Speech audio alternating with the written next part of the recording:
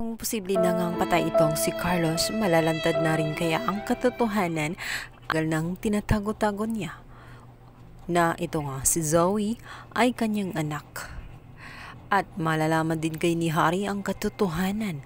Sasabihin na kaya ni Zoe na hindi siya nag-iisa sapagkat siya ang kapatid. At sasabihin din kaya ni Zoe ang mga habilin ng kanyang amang si Carlos sa kanilang dalawa. Ibabaon na lang ba sa hukay ang kasinungalingan niya at ang lihim niya dito kay Zoe at dito sa pagsisinungaling niya kay RJ? Yan ang ating alamin sa kwentong ito. Samantala ito ngang si Harry, matapos ngang matuklasan ang tunay na nangyari sa kanyang ama, ay galit na galit ito at isinisisi ang lahat kay Lynette, na kung hindi dahil umano kay Lynette ay buhay pa ang kanyang ama, kundi niya ito inutusan ng mga pulis na ipahabol sa kanyang amang si Carlos. Dito nga ipinaalala ni Lynette kay Harry na walang ibang sisisihin sa lahat ng mga nangyayari sa kanya kundi ito nga si Carlos dahil pinili niya at desisyon niyang maging masama. Wala namang hangad itong si Lynette na mapatay itong si Carlos. Ang gusto lang niya ay pagbayaran ni Carlos ang lahat ng kanyang mga kasalanan dahil hindi nga biro, lalo't napatay nga niya itong kanyang dating asawa na si Irene at marami pa siyang ginawang kasalanan.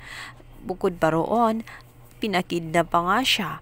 At yung mga kasinungalingan na niloko nga siya dahil nga natuklasan niya kamakailan, nakasal na pala itong si Carlos kay Irene.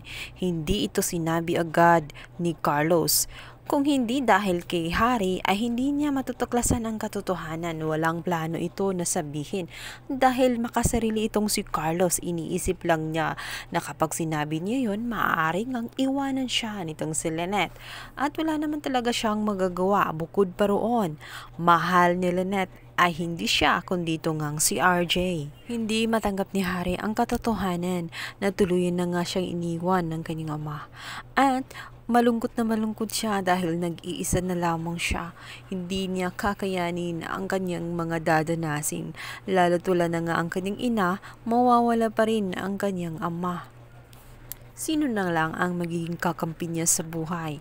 Kabilang banda, sinabi ni Lyndon dito nga kay Lynette na unawain na lang ang nararamdaman ni Harry dahil nga hindi rin na ganun kadali ang mawalan ng isang ama. Naghalo-halo lang ang emosyon nitong si Harry. Maaring ganun nga ang nangyari kung kaya't hindi niya maiwasang magalit dito kay Lynette.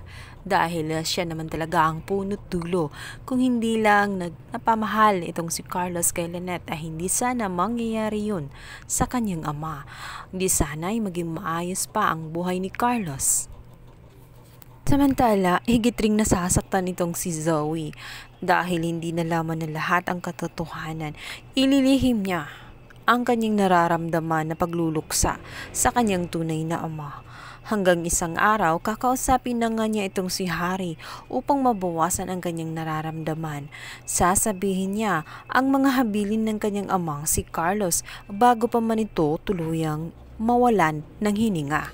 Sinabi ni Zoe kay Harry na huwag na siyang malungkot ng labis at huwag siyang mag-alala sapagkat hindi niya pababayaan itong si Harry at kakampi umano niya ito hanggang sa dulo. Kung mayroon siyang problema ay huwag umanong matakot na lumapit sa kanya sapagkat walang ibang magtutulungan kundi ang magkakapatid. Magugulat nga itong si Harry sa mga inalahad nitong si Zoe. Sino ba siya sa kanyang buhay? Bakit niya ito sasabihin? Bakit ganoon siya ka-concern? Kadugo ba siya? Magugulat din itong si Harry kung bakit grabe ka-apektado nga itong si Zoe sa kanyang ama.